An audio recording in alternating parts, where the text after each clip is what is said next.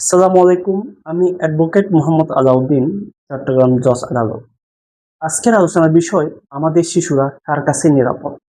যাদের কুল হওয়ার কথা ছিল পরম মমতার নিরাপদ আশ্রয়, যাদের অভিজ্ঞতার ছায়ায় শিশুদের বড় হওয়ার কথা ছিল, আজ সেখান থেকে ধেয়ে আসছে এক অন্ধকার। অত্যন্ত পরিতাপের বিষয়, বর্তমানে আমাদের কোমলমতি শিশুরা সব থেকে বেশি অনিরাপদ হয়ে পড়েছে সমাজে সেই সব বয়োজ্যেষ্ঠ বা বৃদ্ধদের কাছে, যাদের আমরা শ্রদ্ধার চোখে দেখি।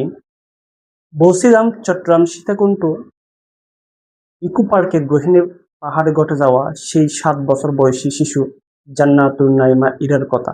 দীর্ঘদিনের পারিবারিক বিরোধের জেরে 7 বছর বয়সী জান্নাতুন নাইমা ইরাকে হত্যার পরিকল্পনা করেছিল বলে স্বীকার করেছেন গ্রেপ্তারকৃত আসামি বাবু শেখ।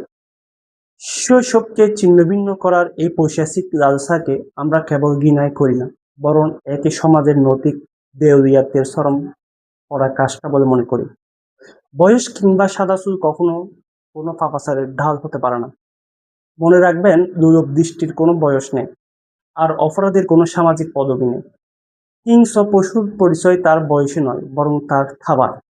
আর সেই থাবা যদি কোনো শিশুর উপর পড়ে, তবে অপরাধী, সে বৃদ্ধ হোক বা যুবক, তার একমাত্র পরিচয় সে এক নরাধম।